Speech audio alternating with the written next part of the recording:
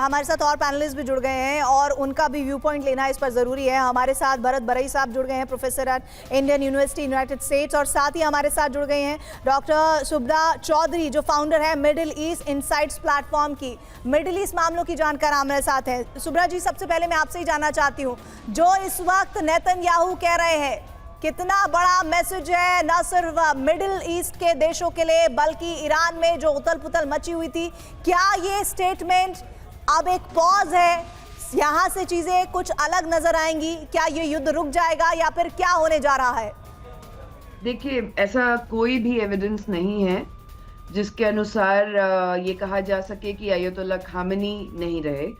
इसके कारण काफी सारे हैं, क्योंकि पहला कि नॉर्थ कोरिया के जो साइंटिस्ट ईरान में थे उन्होंने मदद की थी, और नॉर्थ कोरिया की मदद से अयतुल्ला खामेनी अब ईरान में नहीं है। वो जिंदा है लेकिन ईरान में नहीं है। उन्होंने ऐसे भी पूरा का पूरा जो एडमिनिस्ट्रेशन था वो लारीजानी को सौंप दिया था। दूसरी चीज है कि 8:15 पे तेहरान के टाइम पे ये अटैक क्यों हुआ, क्योंकि हमेशा 12 दिन के वॉर पे भी ये रात में होता था।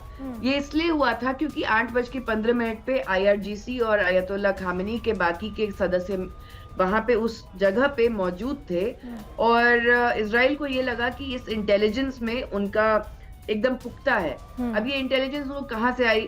क्या इसमें ओमान के मीडिएटर्स डबल एजेंट का रोल प्ले कर रहे थे? क्योंकि किसी ना किसी ने तो लीक की थी पोजीशन। अब किसने की ये हमें नहीं पता। दूसरा, चाइना ने एक पूरा का पूरा नोटिफिकेशन जारी किया है कि हुवाई कंपनी के जितने भी मोबाइल सेट्स या फिर पुराने स्मार्टफोन्स या पुरानी इक्विपमेंट जो है वो इजराइल खरीद के ईरान में डाल रहा है एस्पाइनेज या स्पाइंग करने के लिए। तो हुवाई ने और चाइना ने इसके बारे में कड़क निंदा की है। तीसरी चीज ये है कि जहां तक बात रही कि क्या खामेनी या कोई भी अयतुल्ला का मारने से क्या इजराइल जीत जाएगा, तो इसका जवाब है नहीं। इनफैक्ट IRGC अगर कंट्रोल कर, सॉरी टू इंटरवीन यू, लेकिन मैम ये इम्पोर्टेंट है पॉइंट। हम लगभग 8 बजे के आसपास लगातार कवरेज कर रहे हैं। उस वक्त वो खबर आई थी कि खमेनेई संबोधित करेंगे ईरान समेत पूरे वर्ल्ड को, मैसेज देंगे। अभी तक उनका कोई स्टेटमेंट नहीं आया है। हालांकि विदेश मंत्री अरागची अलग अलग स्टेटमेंट दे रहे हैं कि वो जिंदा है, सही सलामत है, सब कुछ है। तो अगर नेतन्याहू आकर कह रहे हैं, देखिए एक कंट्री का सबसे बड़ा सुप्रीम लीडर अगर आकर कुछ कह रहा है, दैट मीन अ लॉट, और वो ये भी कह रहे हैं कि हमारे पास सबूत भी हैं, तो क्या आपको नहीं लगता कि ईरान को अपनी ताकत को साबित करने के लिए कदम उठा लेना चाहिए था? देखिए, नेतन्याहू के पास सबूत पिछले 20-30 सालों से है, जब वो बताते हैं कि ईरान के पास अभी कुछ ही दिनों में एटॉमिक बम बनने की क्षमता है। अब उनकी सबूत क्या है? अब देखिए, मोसाद और CIA दोनों में आपस में पट नहीं रही है, बहुत ज्यादा इंटेलिजेंस का प्रॉब्लम हो रहा है। तो किस तरीके का सबूत नेतन्याहू के पास आया है और वो किस तरीके से प्रोपागेंडा कर रहे हैं रिजीम चेंज के लिए, वो सबको पता है। जहां तक बात रही कि खामेनी के बहुत सारे ओल्ड रिकॉर्डेड भी वीडियोस अवेलेबल है, अगर अरागची को दिखाना होता, उन्होंने अभी 1 घंटे पहले NBC न्यूज जो अमेरिका का है वहां पे इंटरव्यू दिया है। उनको अगर दिखाना ही होता कि खामेनी जिंदा है या एविडेंस ही देना होता तो वो ओल्ड कोई वीडियो प्ले कर देते, वो एविडेंस के रूप में आ जाता। लेकिन ये करने की जरूरत ही नहीं है। नहीं, मैं तो उल्टा बोल रही हूँ। चलिए कोई बात नहीं, आप अपने विश्लेषण के हिसाब से जो बात कह रही हैं वो सही हो सकती है, लेकिन एक इम्पॉर्टेंट बात भरत बरई जी ये हो जाती है कि यूनाइटेड स्टेट्स में इस वक्त आप मौजूद हैं। सर, मुझे ये बताइए कि जो स्टेटमेंट प्रधानमंत्री के तौर पर नेतन्याहू दे रहे हैं, जिसमें वो ये बताने की कोशिश कर रहे हैं कि देखिए ईरानियंस, हम तो आपके लिए कुछ भी करने के लिए तैयार हैं, ये आपके लिए बड़ा मौका है, और वो साथ ही साथ ये भी बता रहे हैं कि इजराइल को किसी को भी खत्म करने की इजाजत नहीं है, और अब देखिए जो शेर है वो दहाड़ रहा है। और ऐसे में इस वक्त डोनाल्ड ट्रंप का भी हम इंतजार करेंगे, हो सकता है कि वो ट्रुथ सोशल पर कोई स्टेटमेंट दे या फिर सामने आकर दे। क्या आपको एग्जैक्ट सिचुएशन लग रही है भरत सर? देखो, नेतन्याहू बड़े रिस्पॉन्सिबल प्रधानमंत्री हैं।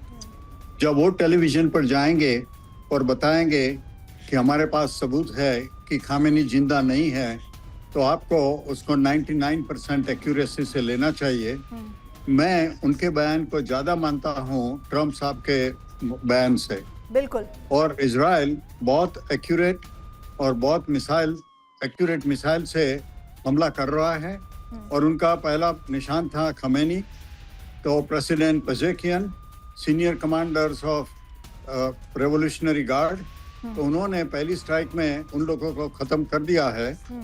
इजराइल का मकसद ये है कि पहले जो उनके साथ दोस्ती थी, जब ईरान शाह और ईरान के अंदर था, तो इजराइल और ईरान के बीच बहुत अच्छी दोस्ती थी। जब से खामेनी रेजिम और थियोक्रेसी डिक्टेटरशिप आई है, तब से वो हमेशा धमकी दे रहे थे कि हम इजराइल को खत्म कर देंगे। अच्छा भरत सर, एक और खबर आ रही है, ये जानकारी मिल रही है कि डोनाल्ड ट्रंप ने बात की है। सर, मैं एक और आपसे चाहती हूँ कि इस पर आप कमेंट करें, जिसमें उन्होंने सऊदी अरब, कतर, यूएई और नेटो के सेक्रेटरी जनरल मार्क रूटे से बात की है।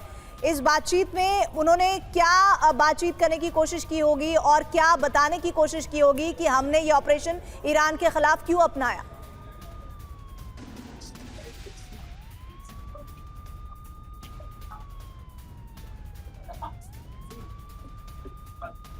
भरत जी, आपसे मेरा सवाल है।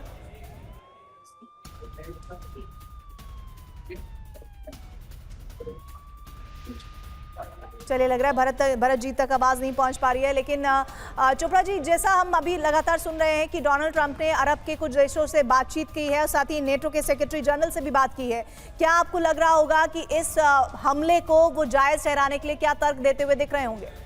देखिए, जायज के साथ साथ एक जो सपोर्ट चाहिए, क्योंकि जो अटैक्स हो रहे हैं वो सारे के सारे जो गल्फ कंट्रीज है उन्हीं में हो रहे हैं, चाहे हो वो यूएस बेसिस पे रहे हैं, लेकिन अल्टीमेटली पहली बार ऐसा हुआ है कि ये सारी कंट्रीज जो हैं वो इतने बड़े अटैक को झेल रही हैं, यहाँ की पॉपुलेशन झेल रही है। तो उनको एक जो मॉरल सपोर्ट चाहिए यूएस जैसी सुपर पावर से इस पर्टिकुलर सिचुएशन को जस्टिफाई करने की बात करते हैं, वो भी साथ साथ जैसा हमने देखा एक कॉन्फिडेंस बिल्डिंग मेजर, और आने वाले समय में किस तरह से यूएस और इजराइल मिलकर क्या प्लानिंग कर रहे हैं और किस तरह से लॉन्ग टर्म एक जो शांति आएगी ताकि ये सिचुएशन दोबारा आना है, ये सारी चीजें इस समय जो ट्रंप हैं वो कोशिश कर रहे हैं श्योर करने की। जी, और इसी के साथ ही हमारे साथ भरत जी भी जुड़ गए हैं। भरत जी, मैं आपसे सर ये जानना चाह रही थी कि अभी ये बात रखी गई है, जो हमें खबर है कि डोनाल्ड ट्रंप ने अरब देशों से बात की है, क्या ये बातचीत नेटो के जो जनरल सेक्रेटरी हैं उनसे भी बातचीत करने की खबर आ रही है?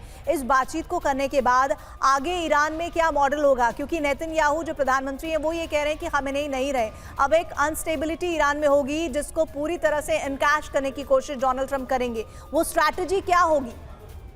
स्ट्रैटेजी तो अभी ऐसा है कि जो शाह ऑफ ईरान था उसका बेटा रहता है अमेरिका में, क्या उसको लीडरशिप देंगे ईरान की? हो सकता है, क्योंकि जो ईरानियन लोग अमेरिका में रहते हैं उसमें से तो 95% they are against this Khamenei regime. जो ईरान के लोग हैं वो भी लोग ये खमेनी रेजिम के बिल्कुल खिलाफ थे। तो मेरा ख्याल है कि अगर खमेनी गया और उसके कमांडर गए और रिवॉल्यूशनरी गार्ड को काफी नुकसान हुआ, तो जो कुछ भी सरकार आएगी वो सरकार अमेरिका के साथ अच्छी रहेगी, इजराइल के साथ अच्छी रहेगी, लेकिन अरब देशों के साथ भी अच्छी रहेगी। ये अरब देश ईरान से बहुत घबराते थे, क्योंकि ईरान ने जब से एक आयतोल्ला रजीम आया है तब से सारा मिडिल ईस्ट उन्होंने अनस्टेबल कर दिया है। अच्छा, मैं एक बात, पैसे जो ऑयल के सेल से आते थे अपनी प्रजा के लिए नहीं, लेकिन हिजबुल्लाह, हमास, इस्लामिक जिहाद, हूथीज, सबको ट्रेनिंग करने के लिए, आर्म करने के लिए, पैसे देने के लिए किया। हाँ। और अपने लोगों को भूखों मरने दिया। तो अब क्या होगा कि ईरान की जो मिल्कत है, पैसा है, और ईरान के लोगों के लिए उपयोग होगा और ये पड़ोसी देशों को उतना खतरा नहीं देंगे। ठीक है, ठीक है। तो मेरा ख्याल है कि ये अरब से लोग सब खुश होंगे। और दूसरा क्या है, उसमें थोड़ा सुन्नी शिया भी है, क्योंकि ईरान शिया था और सुन्नी देशों को खतरे में ला रहा था। ठीक है। तो सुन्नी लोग जो है गल्फ कंट्रीज, सऊदी अरेबिया और अभी सीरिया, वो भी खुश होंगे।